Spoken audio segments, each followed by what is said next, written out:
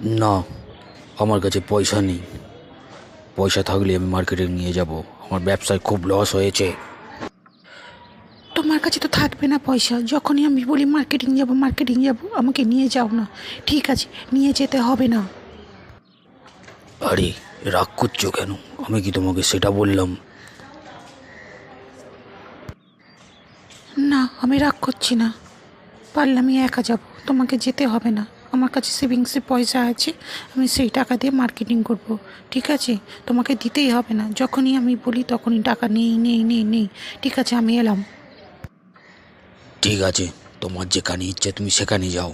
যখন তুমি আমার কথা শুনছো না, আমার কথা বুঝছো না, তোমার যা ইচ্ছা তাই করো। তো হ্যালো বন্ধুরা, ভিডিওটি কেমন লাগলো কমেন্টে অবশ্যই জানাবে। এটা আজকের আমি পদ্ধতিতে কার্টুনটা বানানো শিখেছি। আস্তে আস্তে আমি নতুন নতুন পদ্ধতিতে কার্টুন বানাবো, যাতে বড় বড় কার্টুনগুলো বানাতে পারি। যদি ভালো লেগে থাকে ভিডিওটি, এটা শর্ট ভিডিও, যদি ভালো লেগে থাকে তাহলে অবশ্যই কমেন্ট করে জানিও কেমন লেগেছে। ঠিক আছে, ওকে, টাটা, গুড বাই।